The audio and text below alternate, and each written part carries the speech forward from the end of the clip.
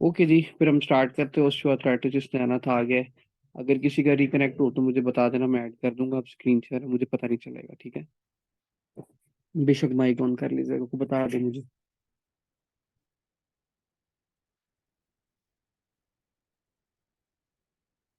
Page number क्या है इसका, किसी को आइडिया है?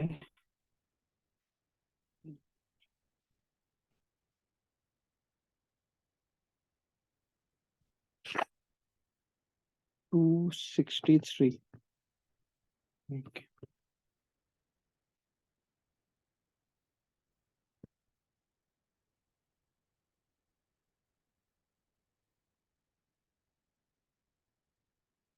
ओके इधर आ जाओ। ओस्टियोआर्थराइटिस नाम से पहले मुझे बताओ, आपको क्या पता चल रहा है? शाबाश। जब भी आपसे पूछा जाए ना कि ओस्टियोआर्थराइटिस क्या है, आपने इसमें पहले बताना है कि ये ना एक आपकी डीजेनरेटिव जॉइंट डिजीज है, ठीक है। Degenerative joint disease, simple. आपने पहले एक वर्ड में इसका आंसर देना कि ओस्टियोआर्थराइटिस है क्या है। Number one important point. दूसरा, अगर पूछा जाए इसका दूसरा नाम क्या है, तो आपने बताना है इसका दूसरा नाम पता है किसी को? क्या बताया आपने इसमें? ठीक, ओके जी। अच्छा, क्या बताना आपने इसके अंदर क्या है कि ये डीजेनरेटिव जॉइंट डिजीज है। अगर आपसे पूछा जाए कि इस डिजीज में होता क्या है, आपने इसके अंदर बताना है कि सबसे पहले क्या है कि नॉन इन्फ्लामेटरी डिजीज है ये, ठीक है। कौन सी है? Non inflammatory disease. दूसरा पॉइंट आपने ये बताना, अब नाम से पता चल रहा है कि नॉन इन्फ्लामेटरी डिजीज है। कोई ना कोई जेनेटिक फैक्टर की वजह से क्या हो रहा है, आपकी ज्वाइंट की क्या हो रही है, डीजनरेशन हो रही है, ठीक है। ये आपने पॉइंट इसके अंदर बताना है। क्या क्या बताना है आपने? बताना है कि नॉन इन्फ्लामेटरी डिजीज है। दूसरा आपने पॉइंट इसके अंदर ये बताना है कि ये जॉइंट की डीजनरेटिव डिजीज है, ठीक है। अब आपने तीसरा पॉइंट इसके अंदर ये बताना है कि मोस्ट लाइकली उन पेशेंट के अंदर कॉमन होती है जिनकी एज 60 से ज्यादा होती है। ये इंपॉर्टेंट एमसीक्यू एज के अकॉर्डिंग भी इसको देखते होते हैं, तो आपने याद रखना है कि उनके अंदर इफेक्ट होता है जिनके अंदर जो एज है वो 60 से ज्यादा होती है, ठीक है। अब इसकी बात करते हैं ऐसे कौन कौन से रिस्क फैक्टर हैं जो आपके ओस्टियोआर्थराइटिस करवा सकते हैं, ऐसी कौन कौन सी कॉजेज हैं जो आपके ओस्टियोआर्थराइटिस करवा सकते हैं, ठीक है। नंबर वन इंपॉर्टेंट कॉज आपने लिखना है जेनेटिक फैक्टर, वेरी इंपॉर्टेंट, ठीक है। अगर तो किसी के फैमिली में ये डिजीज रन कर रही है तो ये जेनेटिक फैक्टर ये आगे भी जरूर रन करे, ये ओस्टियोआर्थराइटिस करवा सकता है, ठीक है। दूसरा आपने बताना डायबिटिक पेशेंट के अंदर ये कॉमन हो सकता है, ठीक है। तीसरी बात आपने बतानी है कि किन पेशेंट के अंदर ये कॉमन हो सकता है। आपने बताना है कि हीमाक्रोमाटोसिस वाले पेशेंट के अंदर कॉमन हो सकता है, ठीक है। जिसके अंदर आपका वो क्या बनता है कि वो जो आपका ग्रैनुलोमा बनता है और बॉडी में ट्रेवल करता है ना, ये उन डिजीजेस के अंदर मोस्ट लाइकली हो सकता है। जॉइंट पर जाके इफेक्ट करेगा, उसकी डीजनरेशन करवा रहा होता है, ठीक है। या मोस्ट लाइकली ओबेसिटी वाले पेशेंट के अंदर भी क्या होता है, ओस्टियोआर्थराइटिस हो सकता है। अच्छा, ओस्टियोआर्थराइटिस से क्लिनिकल फीचर स्टार्ट करने से पहले आपने हमेशा बच्चों हमेशा याद रखनी है कि जब हमारे पास ओस्टियोआर्थराइटिस का पेशेंट आता है ना, जब हमारे पास ओस्टियोआर्थराइटिस का क्वेश्चन आता है, सिर्फ एक लाइन पे क्वेश्चन टोटली पता चल जाता है, डिफरेंशिएट हो जाता है किससे? रिमेटॉइड आर्थराइटिस से। ये मैंने आपको बेसिक्स में बात बताई थी, याद है किसी को कि ओस्टियोआर्थराइटिस से रिमेटॉइड आर्थराइटिस से कैसे डिफरेंशिएट होता है? क्या बाश?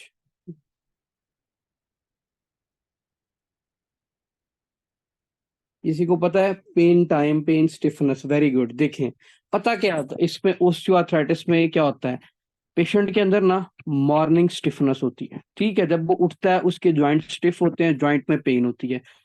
इसके अंदर ये होता है with the passage of time जो आपकी पेन है ना बच्चों, वो ज्यादा हो जाती है, कम नहीं होती। क्या होती है बच्चों? पेन आपकी क्या करती है?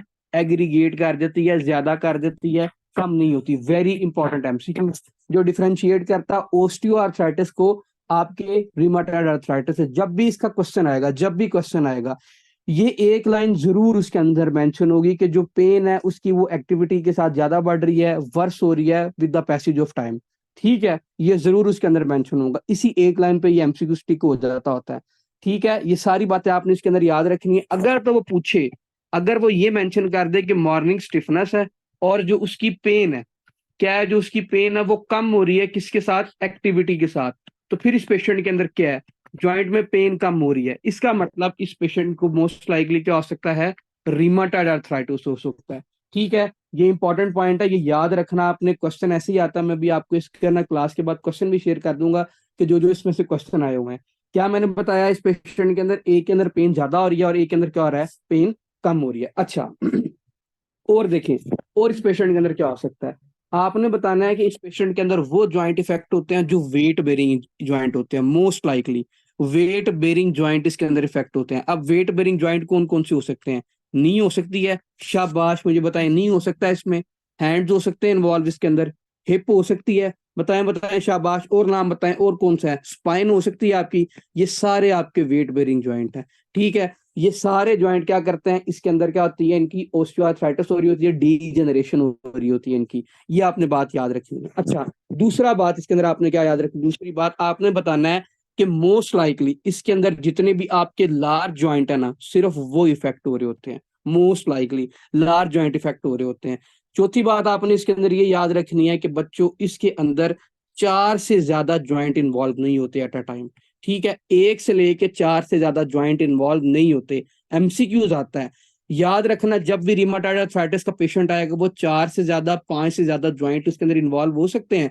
अगर एग्जामिनर क्लियर कट लिख दे कि 4 से कम इन्वॉल्व हो रहे हैं, तो फिर कौन सा पेशेंट है? आपने बताना ओस्टियो आर्थराइटिस का पेशेंट है, ये बताना है। छठी बात इसके अंदर आपने बतानी है कि जो मॉर्निंग स्टिफनेस होगी ना, इसकी जो मॉर्निंग स्टिफनेस, वो लेस देन 15 मिनट होगी। पेन उसकी एक्टिविटी के साथ एग्रीगेट जरूर करेगी, लेकिन जो स्टिफनेस होगी वो लेस देन 15 मिनट होगी। ठीक है, सारी बातें समझ में आ गई? शाबाश बताएं, बातें समझ में आ गई?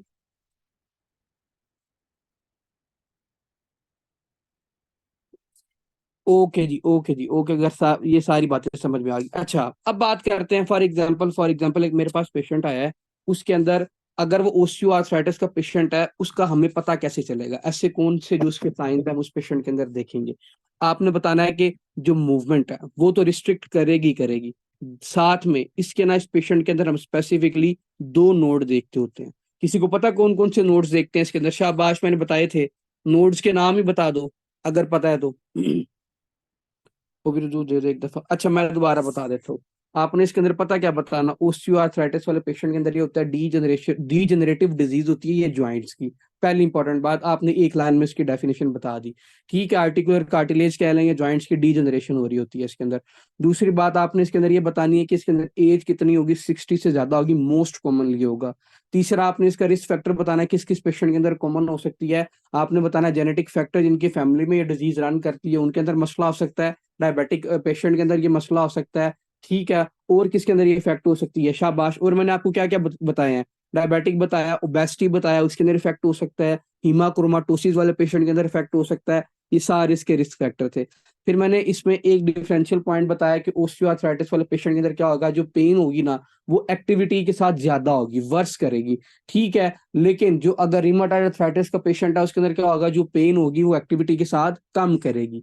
ठीक है, ये बात आपने याद रखनी। चौथा मैंने इसके अंदर क्या बताया, जो आपके वेट बेरिंग ज्वाइंट है इसके अंदर वो इन्वॉल्व होते हैं। अब वेट बेरिंग ज्वाइंट कौन कौन से होते हैं, नाम साथ साथ बताते जाए मुझे। वेट बेरिंग ज्वाइंट कौन कौन से इसमें इन्वॉल्व होते हैं? स्पाइन होती है इसमें, हैंड होते हैं इसमें, हिप होती है इसके अंदर। शाबाश बताएं, ये सारे ज्वाइंट इसके अंदर क्या करेंगे, इफेक्ट होंगे।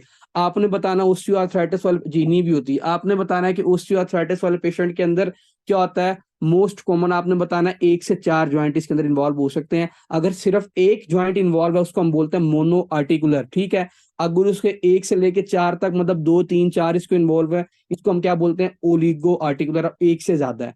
ठीक है, मॉर्निंग स्टिफनेस मैंने बताई लेस देन 15 मिनट इसके अंदर होगी। कुछ मैंने इसके अंदर साइंस बताया, इसके अंदर क्या होगा, रिस्ट्रिक्शन ऑफ इसके अंदर मूवमेंट होगी। फिर उसके अंदर मैंने आपको बात बताई, इसके अंदर हम 2 नोड स्पेसिफिकली देखते होते हैं। अब 2 नोड्स का नाम क्या बताया आपने? एक होता है हिबर्डन नोड, एक होता है ये बाउचर नोड। हिबर्डन नोड वाले पेशेंट के अंदर क्या होता है? शाबाश, मुझे जब हिबर्डन नोड वाले पेशेंट की फाइंडिंग भी बताएं क्या होता है। हिबर्डन नोड वाले पेशेंट की फाइंडिंग, शाबाश, इसके अंदर पता क्या होता है, बोनी आउटग्रोथ होती है। अब बोनी आउटग्रोथ किसके अंदर होती है, किस पार्ट के अंदर? बोनी आउटग्रोथ ऑफ, ये बाउचर्ड नोड की बात कर रहा हूँ बच्चों, बाउचर्ड नोड की, ऑफ प्रॉक्सिमल इंटरफेरेंजियल ज्वाइंट। ठीक है, प्रॉक्सिमल इंटरफेरेंजियल ज्वाइंट के अंदर क्या होती है, बोनी आउटग्रोथ कहते हैं, या इसको आप बोलते हो ओस्टियोफाइट भी बोलते होते हैं ना। बोनी आउटग्रोथ बेसिकली ओस्टियोफाइट ही बोलते हैं हम उसको, ओस्टियोफाइट को बोनी आउटग्रोथ कह रहे होते हैं। ठीक है, दूसरा पॉइंट मैंने इसके अंदर क्या बताया, आपने दूसरा मुझे नोड क्या बताया, इसके अंदर हम क्या देखते हैं, हिबर्डन नोड देखते हैं। हिबर्डन नोड वाले के अंदर क्या होगा, आपकी बोनी आउटग्रोथ होगी, बोनी ज्यादा ग्रो कर जाएगी बोन आपकी, जो ऐसे लगेगा कि नोड है, किस पार्ट की? डिस्टल इंटरफेरेंजियल ज्वाइंट की। ठीक है, क्या क्या मैंने बताया इसके अंदर? आपका अगर प्रॉक्सिमल प्रॉक्सिमल वो हुआ, इंटरफेरेंजियल ज्वाइंट इन्वॉल्व हुआ, तो कौन सा नोड है? हिबर्डन ज्वाइंट, हिबर्डन नोड। अगर तो सॉरी बॉचर नोड। अगर तो आपका हुआ, हिबर्डन होता है किसके अंदर? डिस्टल इंटरफे, जी जी बिल्कुल।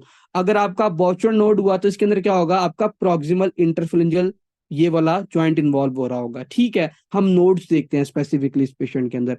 ऑल दो ये आपकी बाकी बोन्स को भी इन्वॉल्व कर सकती है, सर्वाइकल स्पाइन को भी कर सकती है, नी को भी कर सकती है, सारे मतलब वो डिपेंड करता है किस किस ज्वाइंट की उसने क्या करवा दी, डीजनरेशन करवा दी, उसके अकॉर्डिंग हम देखते होते हैं। ठीक है, अब देखें, ये सारी फाइंडिंग हमने इसके अंदर देख ली। इसके अंदर ना हम एक और चीज देखते होते हैं, ज्वाइंट माइस भी मैंने आपको बताया था, याद हो तो? किसी को याद है ज्वाइंट माइस क्या होता है?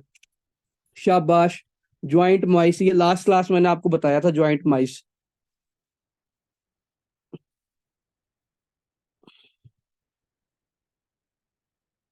नहीं याद?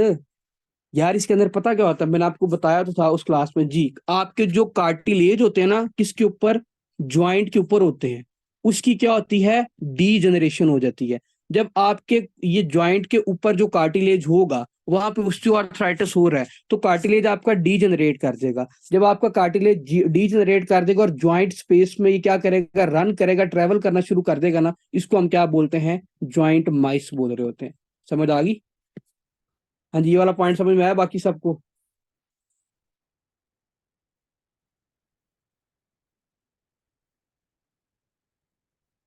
ओके जी। अच्छा, अब आ जाओ इधर अपने मेडिसिन के पॉइंट की तरफ। ये तो सारी इसकी मैंने पैथोफिजियोलॉजी बता दी, जो जो इसमें इंपॉर्टेंट पॉइंट थे वो मैंने आपको बता दी। अब आ जाओ इधर मेडिसिन के पॉइंट की तरफ, इस पेशेंट के अंदर हमें इन्वेस्टिगेशन कौन कौन सी करनी है। मुझे ये बताएं कि इसके अंदर क्या हो रहा है? आपकी डी जनरेशन हो रही है, तो मैं क्या इसके अंदर सीबीसी कर सकता हूँ? शाबाश। सीबीसी करूंगा, ईएसआर करूंगा, सीआरपी कर सकता हूँ, जितने मेरे पास ये मार्कर है इन्फ्लामेशन के, क्या ये मैं करूंगा? शाबाश, बताएं, क्या मैं ये कर सकता हूँ इसके अंदर? बताएं बताएं बताएं। क्या रिपीट करना बच्चे, क्या रिपीट करना है? क्या क्या रिपीट? रिपीट क्या करना है? मैंने तो अभी बताया, सिर्फ नोट्स हैं।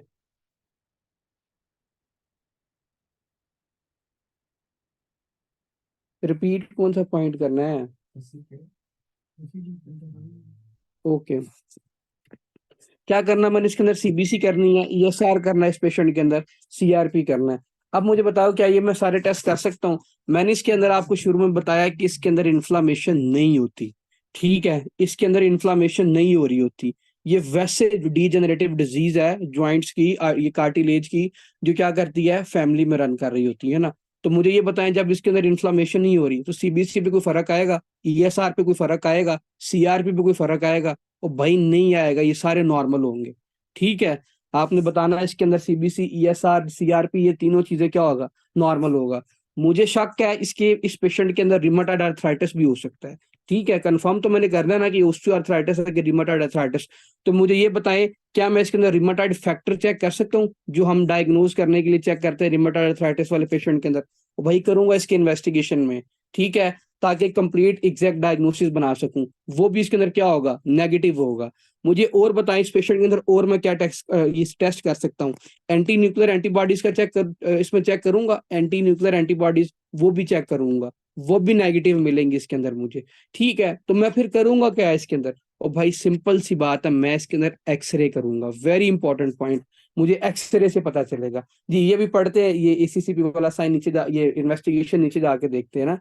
अभी इसमें रिमेटॉइड आर्थराइटिस में देखते हैं, ये उसमें करते होते हैं, इन इसको डायग्नोज करने के लिए करते हैं। मैं एक्सरे करके जॉइंट्स के अंदर डी जनरेशन देखूंगा, मुझे जॉइंट के अंदर डी जनरेशन तो नहीं मिल रही, तो इसीलिए मैं इसके अंदर क्या करूंगा? स्पेसिफिकली एक्सरे कर रहा हूँ इस पेशेंट के अंदर। ठीक है, आपने बताना है इसके अंदर कैसे डायग्नोज करना है। इस पेशेंट के अंदर एक्सरे करना होता है मैंने। बाकी जितने भी मैं इसके अंदर टेस्ट करवाऊंगा, जितने भी मार्कर चेक करवाऊंगा इसके अंदर, वो हर चीज इसके अंदर नॉर्मल होगी। ठीक है, अगर आपसे पूछा जाए इसके लिए इन्वेस्टिगेशन ऑफ चॉइस क्या है, टेस्ट ऑफ चॉइस क्या है, वो मेरे पास बचता ही पीछे एक्सरे है। ये याद रखना, ये एमसीक्यू आता होता है इसके अंदर।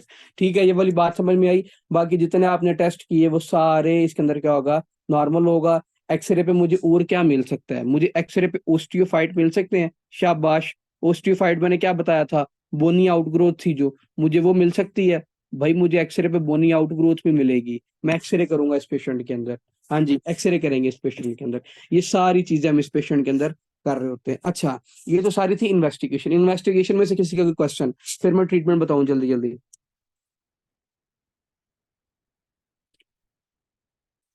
ओके।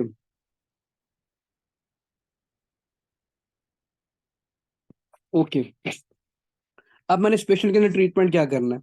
सबसे पहली बात, मैंने आपको बताया था कि ओबेसिटी वाले पेशेंट के अंदर आपकी जॉइंट की डीजेनरेशन हो सकती है। तो क्या मैं उस पेशेंट के अंदर वेट लॉस रिकमेंड करूंगा कि वेट लॉस करे, लाइफस्टाइल मॉडिफिकेशन करे अपनी। पहली इंपॉर्टेंट बात कि वेट लॉस करे। दूसरी, क्या करे, साथ एक्सरसाइज करे। तीसरा, इसके अंदर आपने क्या बताना है कि मैंने उसको क्या देना है भाई, पेन किलर देने हैं। अब मैंने पेन किलर कौन से देने हैं, मैं उसके अंदर एसिटामिनोफिन जो आपकी वो आती है, ये पैरासीटामोल होती है, ये सीटामिनोफिन नहीं होती है, ठीक है, परेशान नहीं होना। असीटामिनोफिन दूंगा इस पेशेंट के अंदर। Non steroidal anti inflammatory drug दूंगा पेन को कम करने के लिए। ओरल भी दूंगा इसके अंदर, ठीक है, टॉपिकल भी दूंगा, ताकि वो स्किन के ऊपर जो स्पेसिफिकली जो जो ज्वाइंट है उस पे लगाए, उससे काफी हद तक बेहतर हो जाएगा। अगर इससे भी फर्क नहीं पड़ रहा तो मैं क्या करूंगा, इंट्रा आर्टिक्यूलर मतलब ज्वाइंट के अंदर स्टीरॉयड के इंजेक्शन दूंगा, जो लगते हैं ना, मोस्ट लाइकली आपने देखे होंगे किन किन पेशेंट के अंदर लगते हैं, वो दूंगा। अगर उससे भी फर्क ना पड़े तो क्या होगा, एट द एंड मैं इसका ज्वाइंट ही रिप्लेस कर दूं। ठीक है, समझ आई, यही बस इसका ट्रीटमेंट है, वो खास अपने पास ट्रीटमेंट नहीं है इसका। समझ आई। साथ में इसको वही करूंगा, एक्सरसाइज करे, फिजियोथेरेपी करवाता रहे, ये सारी चीजें करवाते रहे। क्वेश्चन सिर्फ एक लाइन से ही आता है, इस पूरे टॉपिक को जितना मर्जी और खींचना खींच लो, इसके अंदर इन्फ्लामेशन क्यों नहीं होती, डीजेनरेशन क्यों नहीं होती, वो सिंपल सी एक ही बात है। ठीक है, वो ये है कि इसके अंदर क्या होता है कि एक्टिविटी के साथ पेन ज्यादा होती है। जब भी क्वेश्चन आएगा वो जरूर मेंशन करेगा। और ये सारा टॉपिक बस उन्होंने वैसे ही, मतलब कि जितना मर्जी खींच लो, एक्सप्लेन कर लो, फजूल है। एक लाइन पे क्वेश्चन आता होता है। ठीक है, समझ आई कि नहीं आई।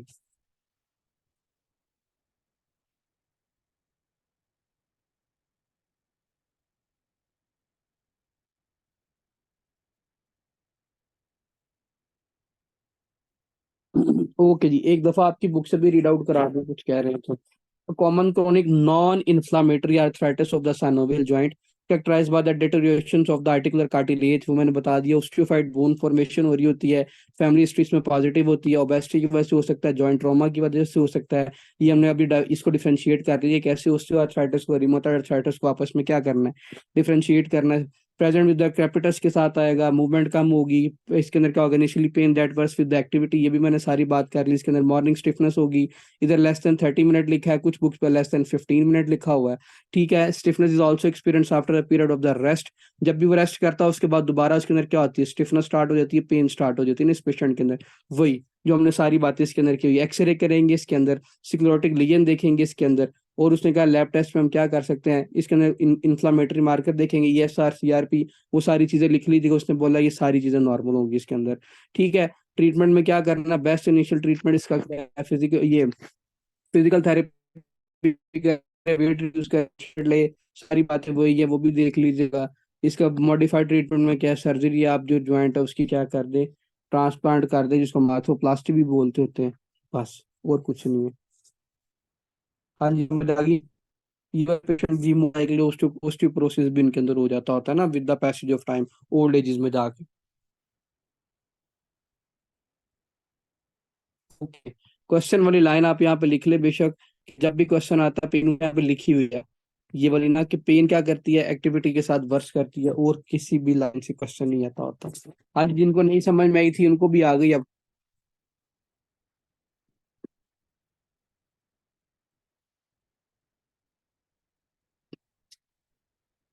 ओके, आगे आ जाओ, रिमाटाइड आर्थराइटिस।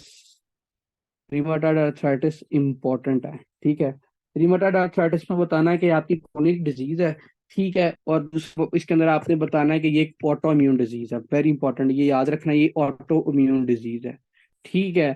अच्छा, अब इस डिजीज के अंदर हो क्या रहा होता है, आपने बताना है कि इसके अंदर जो आपका DR4 जीन है ना, इसकी म्यूटेशन हो रही होती है, ये भी MCQ आ जाता होता है, ये जीन्स के नाम आपने याद करने होते हैं।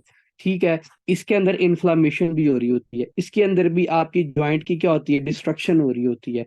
ठीक है, ये सारी बातें आपने बताना है कि इसके अंदर ऑटोइम्यून डिजीज है, ज्वाइंट की डिस्ट्रक्शन इसके अंदर हो रही होती है, HLA-DR4 जीन की म्यूटेशन इसके अंदर होती है। ये आपने सारी बातें बतानी। अगर आपसे पूछा जाए कौन सा इसके अंदर वो होता है, और वो हाइपर सेंसिटिविटी रिएक्शन होता है, हाँ जी, किसी को पता है कौन सा होता है। किसी को पता है इसके अंदर कौन सा? तुक्का तुक्का। टाइप 4 हाइपर सेंसिटिविटी रिएक्शन होता है इसके अंदर। ठीक है, type 4 hypersensitivity reaction. Very good Afsa. Type 4 hypersensitivity reaction होता है इसके अंदर, एमसीक्यूज आता है, ये लिख लें। ठीक है, कौन सा होता है टाइप 4 हाइपर सेंसिटिविटी रिएक्शन होता है? एक मैंने आपको बताया HLA-DR4 जीन की म्यूटेशन हो रही होती है। दूसरा आपने बताना है HLA-D1 की हो रही होती है। ठीक है, ये भी लिख ले, D1 के अंदर भी क्या होता है, जेनेटिक म्यूटेशन होती है। उसकी वजह से क्या होता है, आपकी इन्फ्लामेशन होती है, ऑटोइम्यून डिजीज है। अच्छा, इसका ना बड़ा एक पेट सा फीचर है जिसको आप क्या क्या बोलते हो, साइनोवाइटिस हो रहा होता है इसके अंदर। ठीक है,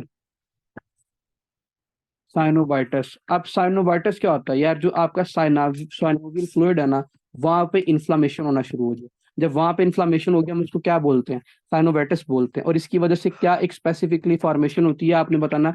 पेनुस फॉर्मेशन देखते हैं इसके अंदर। ठीक है, पेनुस फॉर्मेशन भी इसको बोलते होते हैं। साइनोवियल फ्लूइड के अंदर इन्फ्लामेशन होती है, जिसको आपको जिससे आप साइनोवाइटिस बोलते होते हैं। और पेनुस इसके अंदर क्या होती है, फॉर्मेशन हो रही होती है, आपने बताना होता है इसके अंदर। क्या क्या मैंने बताया इसके अंदर, आपने बताना ये एक इन्फ्लामेटरी डिजीज है। दूसरा मैंने बताया ऑटोइम्यून डिजीज है। तीसरा बात मैंने इसके अंदर क्या बताई है, चलिए DR4 DR1 की म्यूटेशन होती है। चौथा पॉइंट इसके अंदर मैंने आपको बताया टाइप 4 हाइपर सेंसिटिविटी रिएक्शन इसके अंदर हो रहा होता है। ठीक है, ये सारी बातें बताई। अब इधर आ जाओ इसकी पैथोजेनेसिस की तरफ। अब पैथोजेनेसिस होती, फॉर एग्जाम्पल होता क्या है इसके अंदर, याद रखना है कि जब इसके अंदर जेनेटिक और इन्वायरमेंटल म्यूटेशन हुई ना, HLA-DR4 की म्यूटेशन हो गई या 1 की होगी, इसकी वजह से क्या होगी, आपके जो CD4 सेल है ना, वो ज्यादा से ज्यादा एक्टिवेट होंगे। अब जितनी ज्यादा CD4 ज्यादा से ज्यादा सेल एक्टिवेट होंगे, उतना आपका MHC क्लास 2 एक्टिवेट होगा। जितना आपका MHC क्लास 2 एक्टिवेट होगा, उतनी ज्यादा इसके अंदर क्या होगी, इन्फ्लामेशन होगी। हाँ जी, इन्फ्लामेशन वाला चैप्टर याद है कि कोई नहीं याद? अगर नहीं याद तो इतनी सी बात याद रख लो। HLA-DA4 इसकी 1 की म्यूटेशन हुई, HLA-D4 इसके अंदर म्यूटेशन हुई, इसकी वजह से क्या हुआ, आपके MHC क्लास 2 एक्टिवेट हुए, CD4 सेल्स 2 एक्टिवेट हुए, इसने क्या करवा दी, इन्फ्लामेशन करवा दी। साथ ही क्या करते हैं, ये आपके बी सेल्स को एक्टिवेट करते हैं। अब जितने ज्यादा बी सेल एक्टिवेट होते हैं, तो किसकी फॉर्मेशन होती है, शाबाश। मैंने अब बताया है, इसके अंदर आपकी पेनुस फॉर्मेशन होती है। पेनुस का मतलब होता है कि ग्रेनुलेशन टिश्यू इकट्ठे हो जाते हैं आपके वहां पे, इन्फ्लेम्ड हो जाते हैं। ठीक है, इन्फ्लेम्ड हो जाते हैं आपके, कौन, ग्रेनुलेशन टिश्यू होते हैं। ठीक है, उसको हम पेनुस फॉर्मेशन बोलते होते हैं। बी सेल्स किसकी प्रोडक्शन करते हैं, याद है? तो मैंने भी नहीं याद, फाइनली ये तो फिर अल्लाह ही हाफिज है। बी सेल क्या करते हैं, plasma. Very good Siraj, antibodies को प्रोड्यूस कर रहे होते हैं आपकी। ठीक है, वो जो आपकी गेम के नाम से आती है ना, वो याद रखनी है आपने। एंटीबॉडीज की प्रोडक्शन कर रहे होते हैं। अब मुझे बताएं, जितनी इसके अंदर एंटीबॉडीज की प्रोडक्शन होगी, वो उतना जाकर ज्वाइंट्स पे अटैक करेगा। उतनी ज्वाइंट की डिस्ट्रक्शन नहीं होगी, कार्टिलेज उतना डैमेज नहीं होगा, उतनी ज्यादा सिचुएशन वर्स नहीं होगी, उतनी ज्यादा इन्फ्लामेशन नहीं होगी इसके अंदर। शाबाश। बस इसकी इतनी सी पैथोफिजियोलॉजी याद रख लो, मोर देन इनफ है। इसके अंदर IgG सेल भी आते हैं, इंटरल्यूकिन 1 भी इसके अंदर एक्टिवेट हो रहा होता है, IgG भी होता है, आईजी वो भी होता है, IgG भी एक्टिवेट होता है, ट्यूमर निक्रोसिस फैक्टर भी एक्टिवेट हो रहे होते हैं, इंटरल्यूकिन 1 भी एक्टिवेट होते हैं। वो सारी आपकी पैथो की बातें हैं, उसको छोड़ दो उसके।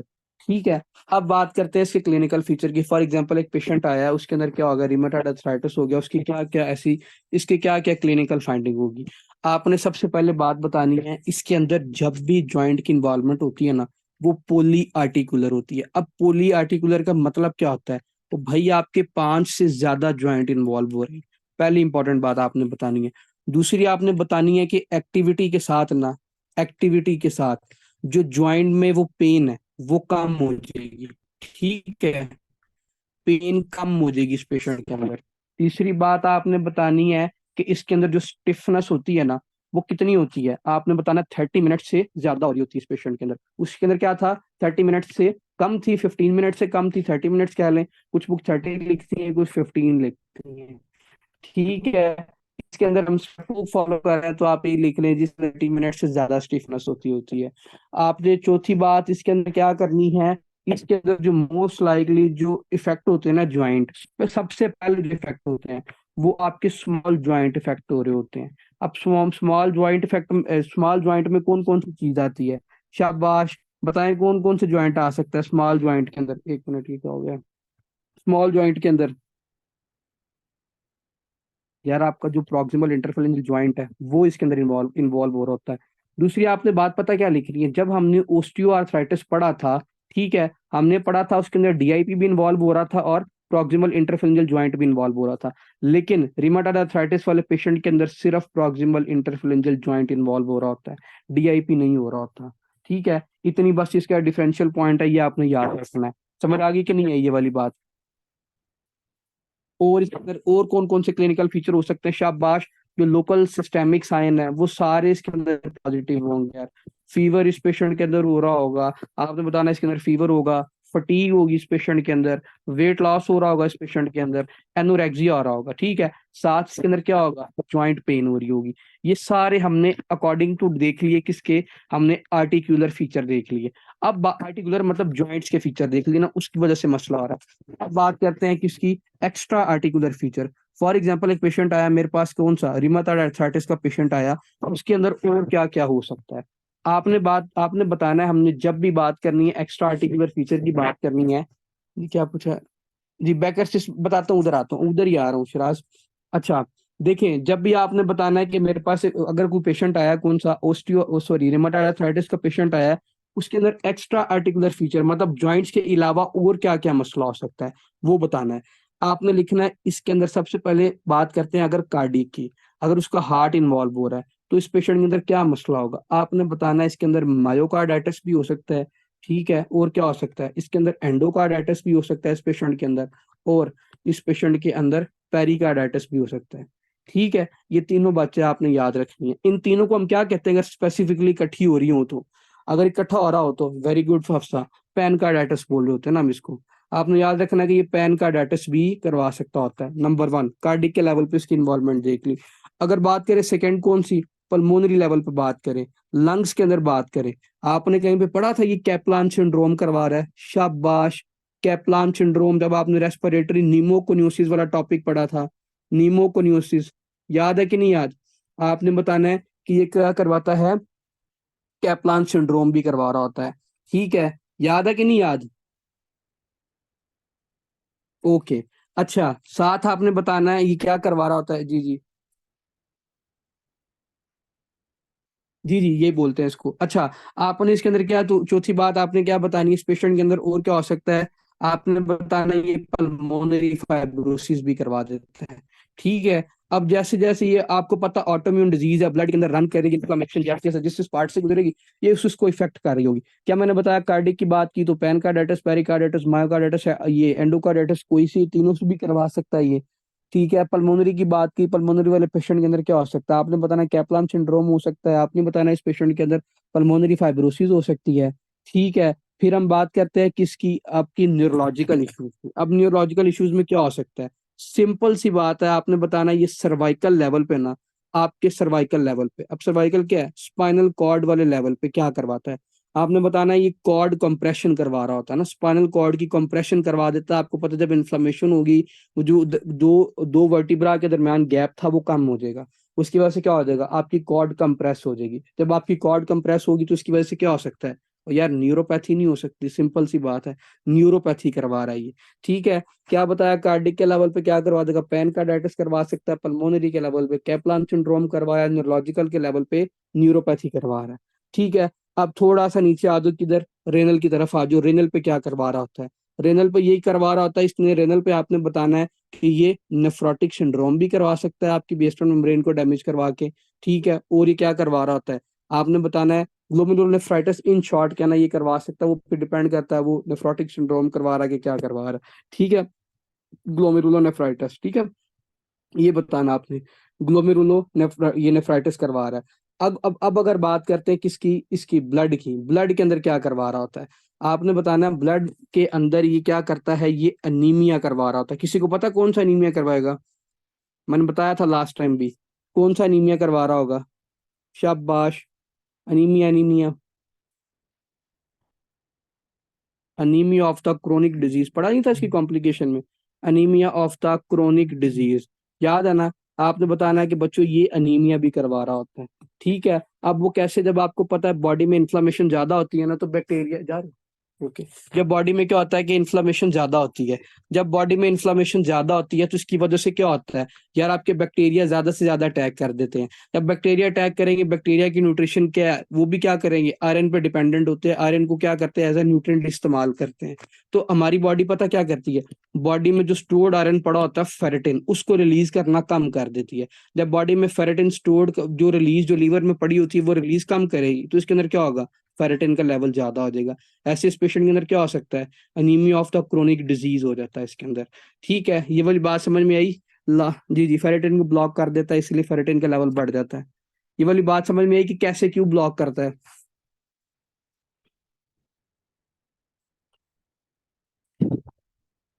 समझ आ गई, कोई नहीं आई बाकियों को।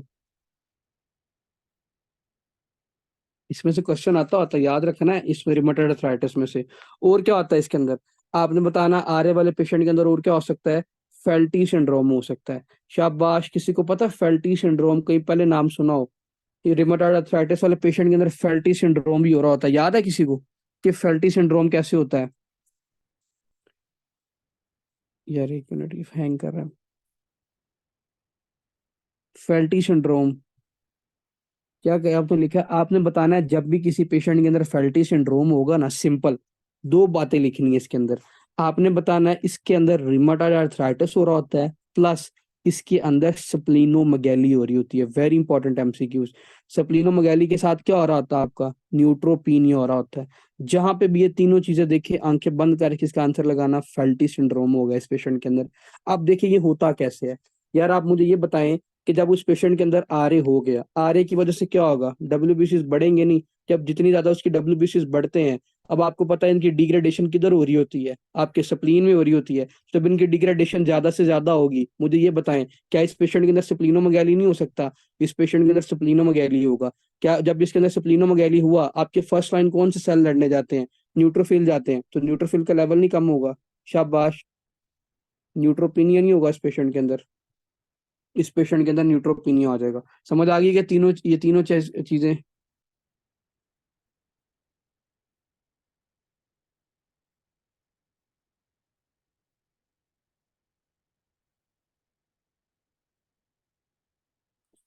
बाकियों को समझ आई कि न्यूट्रोपिनिया कैसे हो रहा है इसके अंदर।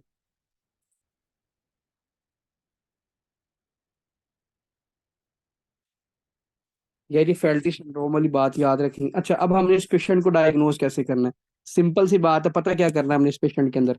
सबसे पहले क्या करना है हमने इस पेशेंट के अंदर, अगर आपसे अकॉर्डिंग टू चले जाना, स्टेप स्टेप बाय स्टेप चलें, इसके अंदर सबसे पहले सीबीसी करवानी है। अब सीबीसी पे मुझे क्या मिलेगा, मैंने आपको बताया कि क्या सिस्टेमिक डिजीज है, इन्फेक्शन करवा रही है, तो डब्ल्यूबीसी का लेवल भाई मुझे ज्यादा मिलेगा। ठीक है, with the passage of time chronic stage पे जाके मुझे इसके अंदर न्यूट्रोपिनिया जरूर मिलेगा। ठीक है, ये बात आपने याद रखनी। अब ये ना कि अभी तो आपने कहा था न्यूट्रोपिनिया मिलेगा, साथ क्या मिलेगा इस पेशेंट के अंदर, अनीमिया मिलेगा। अनीमिया ऑफ क्रोनिक डिजीज की क्या फाइंडिंग है, एमसीवी का लेवल भाई कम होगा इस पेशेंट के अंदर। ठीक है, याद रखना, लेस देन कितना, 70 से कम होगा सीबीसी पे, ये आपने याद रखना है। ये इंपॉर्टेंट, क्या क्या मैंने बताया, डब्ल्यूबीसी का लेवल ज्यादा, अनीमिया मिलेगा इस पेशेंट के अंदर। और इस पेशेंट के अंदर क्या क्या इन्वेस्टिगेशन करवा सकते हैं, शाबाश बताएं, और क्या करेंगे इसके अंदर, मुझे बताएं। क्या मैं इस पेशेंट के अंदर, मुझे ये बताएं, क्या रिमेटॉइड फैक्टर चेक करवाऊंगा। मैं इस पेशेंट के अंदर रिमेटॉइड फैक्टर जरूर चेक करवाऊंगा। हमेशा याद रखनी है कि जो आपका ये रिमेटॉइड फैक्टर है ना, ये कुछ और डिजीजेज हैं उनमें भी पॉजिटिव होता है। ठीक है, इतनी सी बात याद रखनी है। इसीलिए हमने सिर्फ इस पे रिलाई नहीं करना, हाँ करना जरूर है इस पेशेंट के अंदर। हमें पता है रिमेटॉइड फैक्टर है, रिमेटॉइड अर्थराइटिस का पेशेंट है, आरए का पेशेंट है, मैं जरूर इसके अंदर ये वाला चेक करवाऊंगा, क्या रिमोटाइड फैक्टर चेक करवाऊंगा, लेकिन इस पे सिर्फ रिलाई नहीं करना। आपने फॉर एग्जांपल एक पेशेंट आया, आपको हिस्ट्री दे रहा है, मुझे ये मसला था, आपको सस्पेक्टेड है कि क्या इस पेशेंट के अंदर रिमोटाइड अर्थराइटिस है, आप सिर्फ उसका आरएफ फैक्टर चेक करें और उसको कोई जी आपको जी वो है रिमोटाइड अर्थराइटिस है, तो हम छितर भी पहने ने। हमने सिर्फ इस पे रिलाई नहीं करना, मैं आपको बार बार बता रहा हूँ। फिर इसके अंदर क्या करेंगे, तो भाई हम इसके अंदर एसीसीपी का लेवल चेक करेंगे। अब एसीसीपी की लेवल क्या है, एंटी सिट्रोलेटेड पेप्टाइड का लेवल चेक करेंगे इसके अंदर। ठीक है, एसीसीपी का लेवल इसके अंदर चेक करेंगे, ये हमें एग्जैक्ट डायग्नोसिस देता होता है। इसके अंदर ये जरूर इसका लेवल चेक करना, ये एंटीबॉडीज है, इसका लेवल जरूर चेक करना है। एसीसीपी का लेवल चेक करेंगे, अगर इसका लेवल इंक्रीज है, साथ में उसका रिमोटाइड फैक्टर पॉजिटिव है, इसका मतलब यह है कि इस पेशेंट के अंदर अब क्या है, रिमोटाइड अर्थराइटिस हो गया। ठीक है। ये इसका समझ ले इन्वेस्टिगेशन ऑफ चॉइस ACCPE था। उस पे ही हमें कंफर्म डायग्नोसिस मिलती है, 95% श्योरिटी हमें सिर्फ उस पे होती है। हम साथ इसके अंदर क्या करेंगे, इन्फ्लामेटरी मार्कर चेक करेंगे। इन्फ्लामेटरी मार्कर में क्या देखेंगे, ESR का लेवल देखेंगे इसके अंदर। शाबाश, मुझे ये बताएं, क्या हम इसके अंदर CRP का लेवल चेक करेंगे? बताएं बताएं बताएं, शाबाश। क्या ये सारे लेवल चेक करेंगे? भाई ये सारे लेवल इसके अंदर मैं चेक करूंगा। साथ में इसके अंदर क्या करूंगा, साथ में इसके अंदर क्या करूंगा, ड्यूरेशन देखूंगा सिम्टम्स का कितनी देर हुई है। अच्छा, ये जो अभी हमारा ये क्राइटेरिया है ना, ये अभी हम बाद में देखते हैं, अभी हम सिर्फ इसकी सुपरफिशियल इन्वेस्टिगेशन कर रहे हैं। मैंने आपको क्या क्या बताया इसके अंदर क्या क्या करना है बच्चों। सबसे पहले इसके अंदर CBC करनी है। CBC के अंदर मुझे क्या क्या फाइंडिंग मिलेगी, शाबाश बताते जो क्या क्या फाइंडिंग मिलेगी। पता भी तो चले, सुन भी रहे हो कि नहीं सुन रहे। CBC पे क्या फाइंडिंग मिलेगी? WBC बिल्कुल ठीक है। MCV कम मिलेगा मुझे, अनीमिया इस पेशेंट के अंदर मिल रहा होगा। अच्छा, ESR इसका रेज होगा कि नहीं होगा? शाबाश, ESR रेज होगा कि नहीं होगा? ESR इसका इंक्रीज, CRP इसके अंदर इंक्रीज होगा। कंफर्म डायग्नोसिस किस पे बनता है मेरा इस पे? कंफर्म अगर क्वेश्चन में पूछा जाए डायग्नोसिस किस पे बनता है? RA पे बने, RF पे बने हैं लेट स्टेज में जाके? जी जी, वो आपके लेट स्टेज में जाके WBC भी फॉल कर जाते होते हैं ना फिर। ठीक, वॉइस इशू आ रहा है।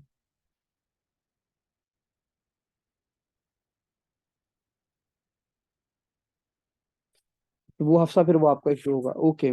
अच्छा जी, तो अब इसके ना, इसके अंदर पता क्वेश्चन क्या आता है बच्चों, याद रखना है कि इसके अंदर हमने ना डायग्नोस्टिक क्राइटेरिया पे, अगर हमारे से कोई पूछे ना वाइवा में जो क्वेश्चन आता है, एग्जाम में तो कोई नहीं आता क्वेश्चन इसका। इसका क्वेश्चन आता है आपका वाइवा में आता है, diagnostic criteria of rheumatoid arthritis पूछते होते हैं।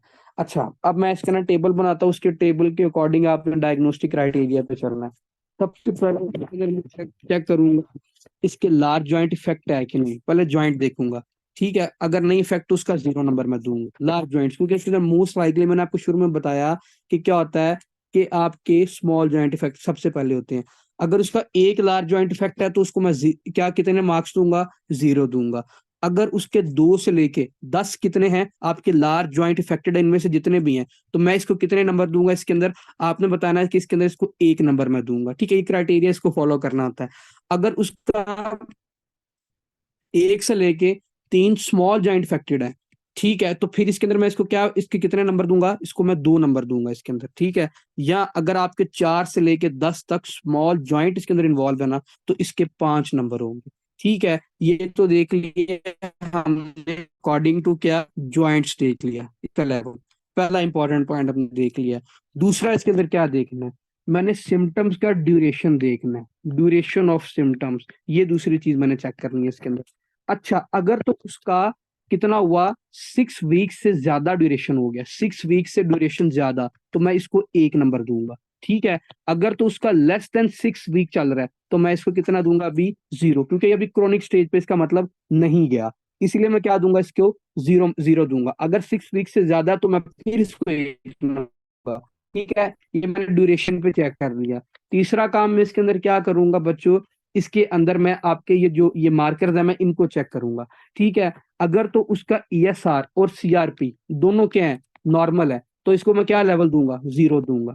अगर उसका ESR और CRP रेज है, तो इसके अंदर फिर मैं क्या दूंगा, कितने नंबर दूंगा, इसको 1 दूंगा। ठीक है, इतनी सी बात, मोटी मोटी बात याद रखनी, ये मार्कर्स याद रखने हैं आपने। अगर तो फॉर एग्जाम्पल मेरे पास एक पेशेंट आया, अब मैं उसको क्या कर रहा हूँ, सीरोलॉजी कर रहा हूँ।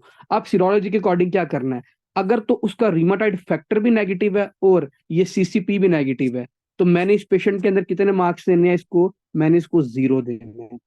ठीक है, अगर तो उसका जो रिमोटाइड फैक्टर है ये पॉजिटिव है लेकिन लेस देन 70% है, और जो CCP है ये लेस देन 95% है, तो फिर मैं इसको 2 नंबर दूंगा।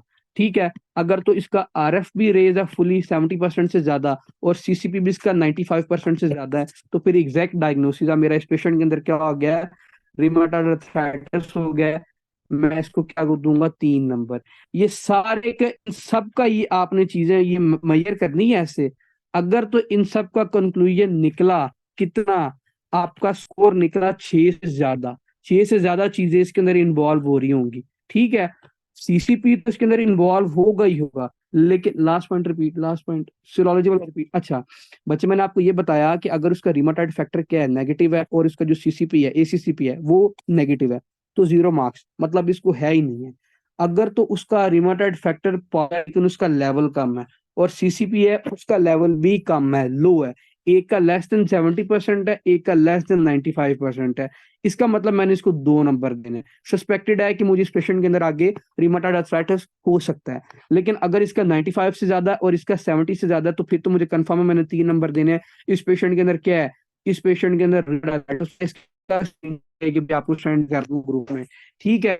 अगर तो इन सब का कंक्लूजन निकाल के 6 से ज्यादा मार्क्स आ रहे हैं, 6 से ज्यादा चीजें इन्वॉल्व हो रही हैं, ठीक है, एक इसकी इन्वॉल्व होगी, एक इसकी इन्वॉल्व होगी, एक इसकी इन्वॉल्व होगी, साथ में सीसीपी कंफर्म पॉजिटिव है, इसका मतलब ये है कि इस पेशेंट के अंदर क्या है, अर्थराइटिस हो गया, ठीक है। डायग्नोस्टिक क्राइटेरिया आपको आना चाहिए। समझ आई कि नहीं आई? इसकी फोटो ले लें बेशक, नहीं तो मैं सेंड कर दूंगा आपको।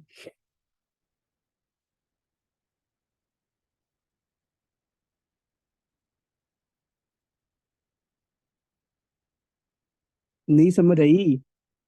मुझे पता थोड़ा सा ये वो टॉपिक है, लेकिन परेशान ही होना, इसमें से क्वेश्चन क्वेश्चन कोई नहीं आता। मतलब आप इस तरह परेशान हो कि इसकी वजह से इसमें से क्वेश्चन, ठीक है। ये सारी चीजें आपने, ये हमने इस पर क्या कर लिया, डायग्नोसिस कर लिया।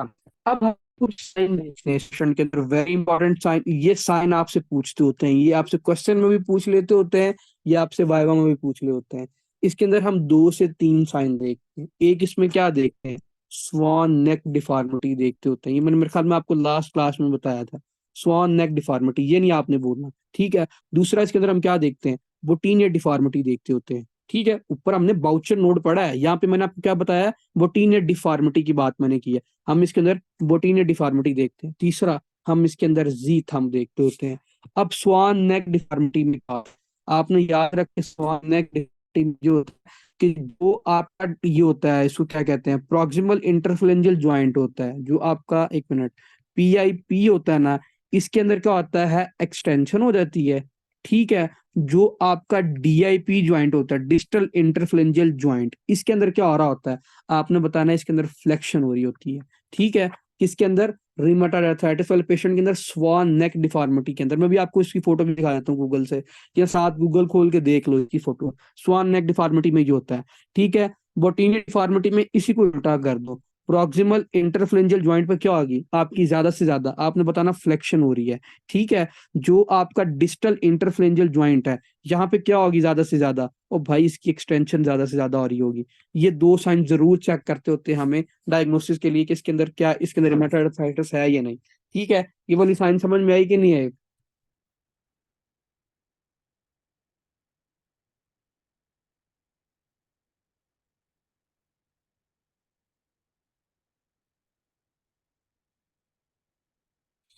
ओके ओके, अगर ये वाली बात समझ में आ गई। अच्छा, इसके अंदर एक और साइन लिख लें, आपकी बुक पे लिखा हुआ है, वो कि कोकप्टो डिफॉर्मिटी देखते होती है इसके अंदर, कोकप्टो डिफॉर्मिटी, ठीक है। इसके अंदर क्या देखते हैं कि जो आपका ये होता है ना, पार्शियली आपका डिसलोकेट हुआ होता है ज्वाइंट, कौन सा, मेटाटार्सोफेरेंजियल ज्वाइंट, पाँव का ज्वाइंट जो होता है ना स्पेसिफिकली, वो इसके अंदर क्या होता है, इसके अंदर उसकी सबलैक्सेशन हुई होती है, बस कोकप्टो डिफॉर्मिटी इसको बोलते होते हैं, ठीक है। ये 2 से 3 साइंस हम इस पेशेंट के अंदर देखते हैं। क्लिनिकल फीचर मैंने आपको सारा बता दिए। अच्छा, इसके अंदर ना हम स्पेसिफिकली एक हाथ की वो देखते हैं, इसके अंदर अल्नर वो होती है, डेविएशन होती है, पता ना आपको वाली बात, अल्नर डेविएशन होती है टुवर्ड द रेडियल साइड,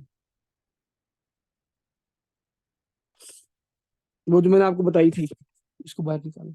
अच्छा, आपने बताना है इसके अंदर पता क्या होता है, जो आपकी रेडियल बोन होती है ना, रेडियल बोन, इसकी डेविएशन हुई होती है, रेडियल की होती है।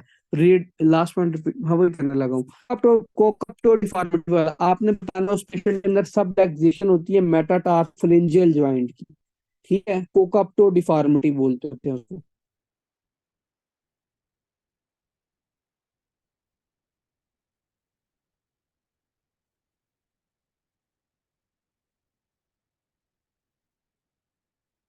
आवाज आ रही है?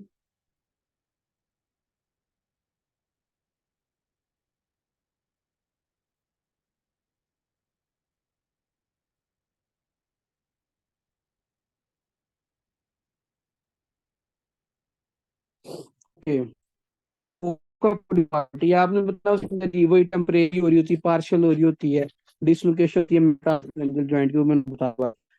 बोन की डेविएशन होती है toward ulnar side, very important है, toward ulnar side. Radial deviation होती है toward ulnar side, this is known as. इसके अंदर किस किस डिजीज के अंदर देखते हैं बताना है। हम रीमाथाइटिस वाले पेशेंट के अंदर देखते होते हैं, रेडियल बोन की डेविएशन होती है टुवर्ड द अल्नर बोन। ठीक है, ये भी पूछते होते हैं इसके अंदर। समझ आई ये वाली पॉइंट, जो जो मैंने आपको सारी बातें बताई हैं वो सारी बात समझ में आई कि एक दफा रिपीट कर दूं?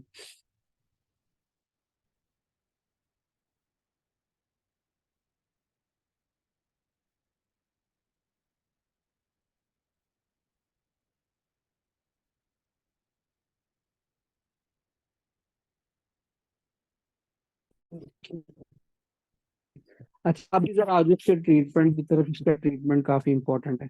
आप ट्रीटमेंट में सबसे पहले आपने क्या देने हैं इसके अंदर, always prefer the DMARDs, disease modified anti rheumatic drugs देते होते हैं। ठीक है, ये याद रखना, डिमार्ड्स के नाम से पूछे जाते हैं, ऐसे कौन कौन से ड्रग्स हैं जो डिमार्ड्स हैं। आपने बताना है डिमार्ड के अंदर क्या होता है, हमने एंटी रोमेटिक ड्रग्स देने होते हैं ना, disease modifying anti rheumatic drugs इसके अंदर प्रेफर कर रहे होते हैं। अब वो क्वेश्चन आता है जी कौन कौन से होते हैं इसके अंदर ड्रग्स देने हैं। अगर आपसे पूछा जाए फर्स्ट लाइन ड्रग कौन सा देंगे हम इसके अंदर रिमेटॉइड अर्थराइटिस वाले पेशेंट के अंदर, आपने बताना है मेथोट्रेक्सेट देना है। ठीक है, मेथोट्रेक्सेट देना है। ठीक है, और इस पेशेंट के अंदर हमें क्या देना है, आपने बताना है। सेकंड पे हमने देना है सल्फासेलाजीन देना है। ठीक है, थर्ड पे कौन सा ड्रग देना है हमने इसके अंदर, कौन सा डिजीज मॉडिफाइंग ये देना है, डिमार्ड देना है, हाइड्रोक्सी क्लोरोक्वीन देना है। ठीक है, हाइड्रोक्सी क्लोरोक्वीन इसके अंदर देना है। अच्छा, अगर इससे भी फर्क ना पड़े, ठीक है, तो फिर हमने इस पेशेंट के अंदर क्या करना होता है, आपने बताना है, फिर हमने इसके अंदर anti tumour necrosis factor antibodies देनी होती है ना, और ब्लॉकर देने होते हैं, anti tumour necrosis factor drug देने होते हैं। ठीक है, अब किसी को पता है anti tumour necrosis factor drug कौन से होते हैं? शाबाश, थोड़ा सा ड्राई सा टॉपिक है ये। Anti tumour necrosis factor drug कौन कौन से होते हैं? वो फ्लिक्सीमैब वाले, इनफ्लिक्सीमैब, अडेलिमुमैब, ये सारे क्या करते हैं आपकी, यार ये एंटी इन्फ्लाम वो होते हैं ना, एंटी ट्यूमर निक्रोसिस फैक्टर को एक्टिवेट नहीं होने देंगे। जब आपका ट्यूमर निक्रोसिस फैक्टर एक्टिवेट नहीं होगा तो आगे भाई इन्फ्लामेशन ही नहीं होगी। ठीक है, इन्फ्लामेशन चलती इससे है, बस इतना से याद रख लें। जब आपका tumour tumour necrosis factor activate नहीं होगा तो इन्फ्लामेशन नहीं होगी। इसीलिए क्या करना है, सेकंड लाइन पे हमने क्या प्रेफर करनी है, एंटी ट्यूमर निक्रोसिस फैक्टर ये ड्रग्स प्रेफर करनी होती है। ये इन्फ्लिक्सिमैब आता है, अडेलिमुमैब इसके अंदर आता है, ये सारे ड्रग हमने इसके अंदर देने होते हैं। ठीक है। अच्छा, अगर आपसे पूछा जाए मेथोट्रेक्सेट से फर्क नहीं पड़ रहा, आपने सिंगल डोज अकेली इसकी दी है, तो फिर क्या करना है, आपने बताना है साथ इसके सल्फासेलाजीन ऐड करनी है। अगर आपसे पूछा जाए कि इसके सल्फासेलाजीन से भी फर्क नहीं पड़ रहा तो इसके अंदर क्या ऐड करना है, आपने बताना हाइड्रोक्लोरोक्वीन इसके अंदर क्या करनी है, ड्रग ऐड करनी होती है। ठीक है, अगर पूछा जाए, अच्छा अब मैं आप इसको ना थोड़ा सा ना इसको टॉपिक को एलेबोरेट करता हूँ कि इसके अंदर ना हम डिजीज करते हैं, उसका नॉर्मल लेवल होना चाहिए लेस देन 2.6 चेक करते हैं। अगर इन्फ्लेमेशन हो रही है ना तो ये स्कोर चेक करते हैं रिमेटॉइड अर्थराइटिस वाले पेशेंट के अंदर, DAS। ठीक है, इसका लेवल होना चाहिए 2.6 से ज्यादा, और सॉरी कम होना चाहिए।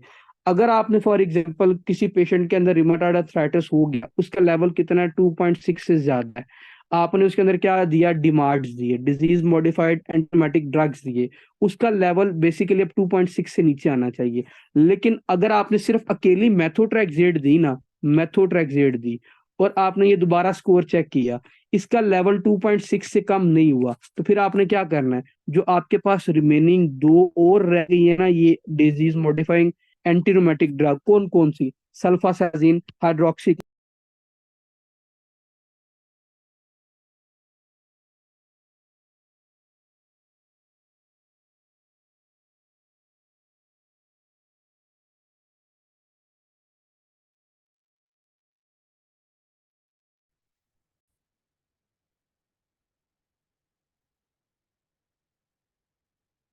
Hello hello.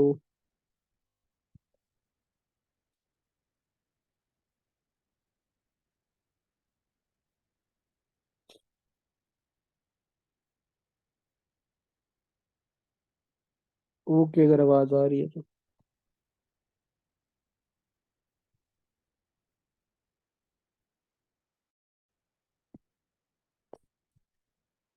ओके, मैं रिपीट कर देता हूँ, लास्ट मुझे पता वो रिकनेक्ट हो गया था।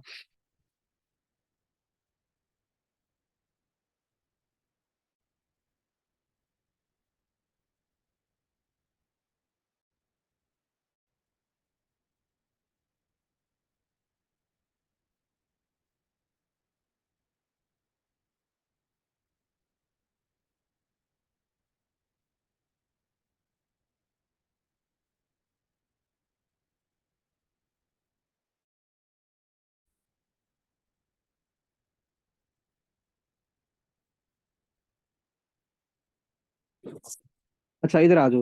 मैंने आपको बताया कि अंदर पता क्या होना चाहिए, कि जो आपका डिजीज ये स्कोर देखते हैं हम, इसका नॉर्मली पता कितना लेवल होना चाहिए। -28 का लेवल चेक करते हैं स्पेशली डायग्नोसिस के अंदर। तो मतलब इसका लेवल <2.6 होना चाहिए। लेकिन जो हमारे पास रिमेटॉइड अर्थराइटिस का पेशेंट होता है ना, इसका लेवल क्या होता है, 2.6 से ना ज्यादा होता है। ठीक है। मैंने क्या करना है, इसके अकॉर्डिंग ट्रीटमेंट करना होता है। मैंने सबसे उसको सिंगल मेथोट्रेक्सेट देनी है। ठीक। अगर मैंने मेथोट्रेक्सेट दी, उसकी वजह से इसका 2.6 से लेवल नीचे नहीं आ रहा, इसका मतलब ये है कि मुझे जो बाकी मेरे पास मार्क्स और रह गए ना, मुझे वो इसके ऐड करने पड़ेंगे। ठीक है। फिर मैंने क्या करना है, मेथोट्रेक्सेट प्लस इसके अंदर सल्फासालाजीन प्लस हाइड्रोक्सी क्लोरोक्वीन, ये मैंने ऐड करनी है 3 वीक के लिए। 3 वीक देने के बाद मैंने क्या करना है, दोबारा इसके अंदर टू पॉइंट।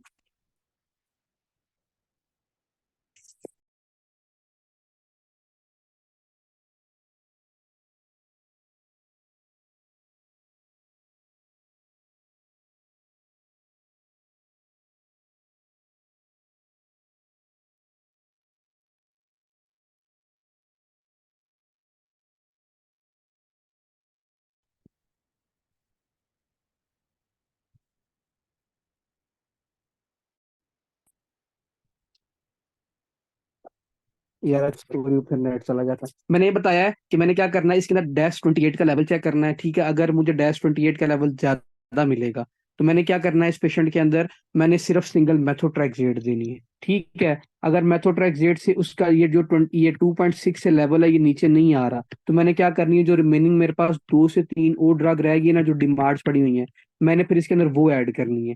ठीक है। वो 3 वीक तक मैंने इस पेशेंट को देनी है। 3 वीक के बाद दोबारा मैंने -28 का लेवल चेक करना है इसके अंदर। अगर तो -28 का लेवल इसके अंदर नीचे आ गया, तो इसका मतलब वेल एंड गुड है। तो इसके अंदर जो इन्फ्लेमेशन है, जिसके अंदर ये रिमेटॉइड अर्थराइटिस की एफिकेसी है, अब वो कम हो रही है। फिर मैंने क्या करना है, दोबारा आहिस्ता आहिस्ता उसको सिर्फ मेथोट्रेक्सेट पे शिफ्ट करना है। ठीक है। बस मैंने अभी यहाँ तक यही बात बताई थी। वो कौन कौन से ड्रग ऐड करना है, उसके अंदर सल्फासालाजिन करूंगा, हाइड्रोक्सीक्लोरोक्वीन करूंगा, 3 वीक के लिए ऐड करूंगा। किसके साथ? मेथोट्रेक्सेट के साथ इसके अंदर ऐड करूंगा। ठीक है। ये इसका ट्रीटमेंट है। एंटी ट्यूमर नेक्रोसिस फैक्टर देंगे इसके अंदर, सल्फासालाजिन देंगे, ये देंगे हाइड्रोक्सीक्लोरोक्वीन देंगे इसके अंदर, और मेथोट्रेक्सेट देंगे। फर्स्ट लाइन आपसे पूछा जाए तो आपने बताना सिर्फ मेथोट्रेक्सेट देंगे इसके अंदर। हाँ जी, पूरे टॉपिक में से कोई क्वेश्चन किसी का?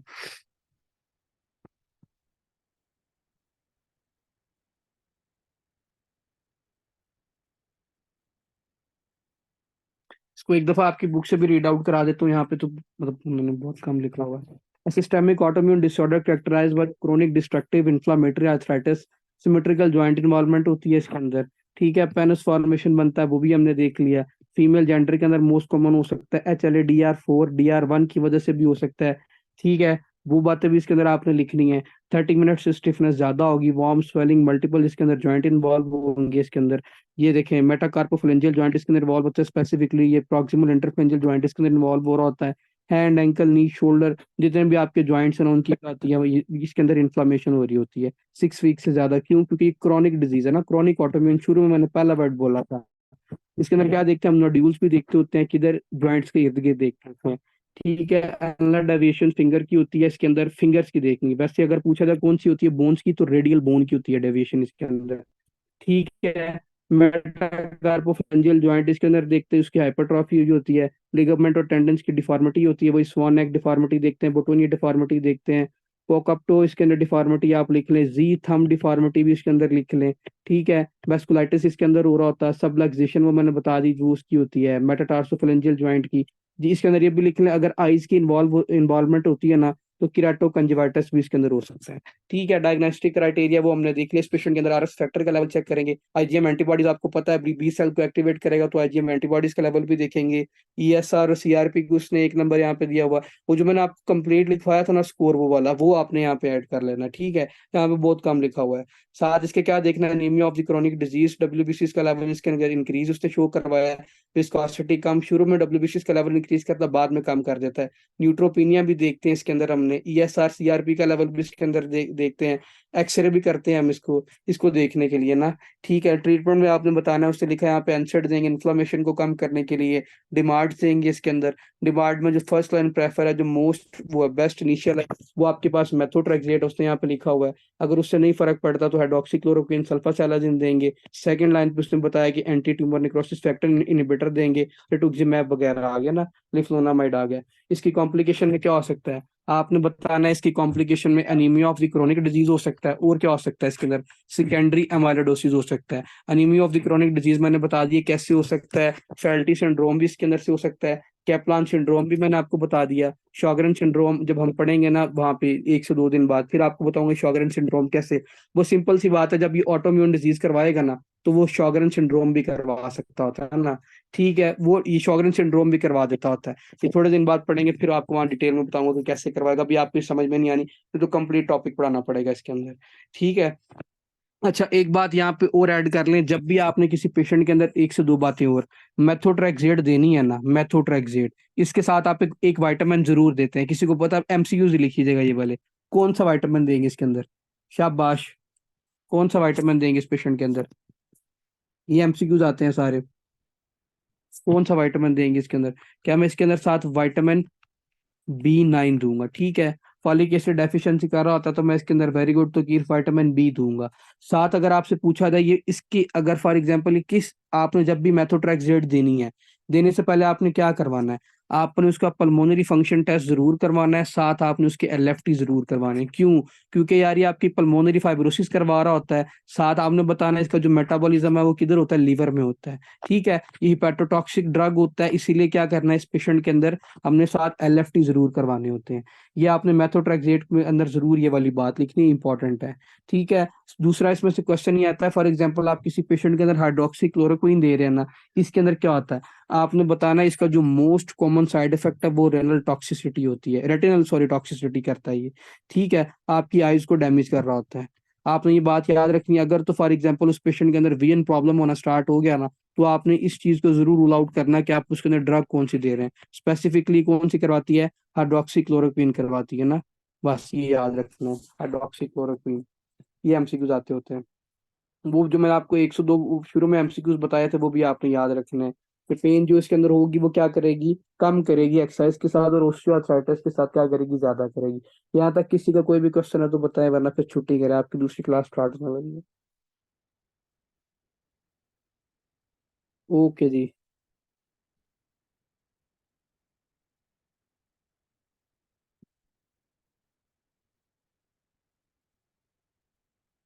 जी जी हफ्सा।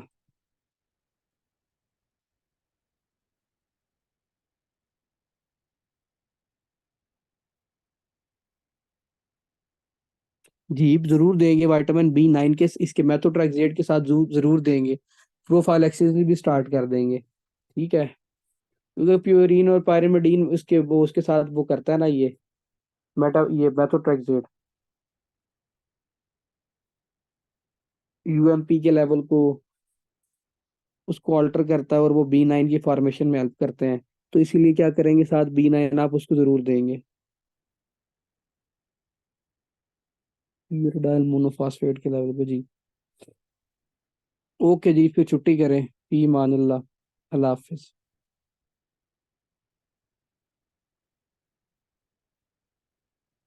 हाँ जी। जी जी तो ये पूछो 1 मिनट।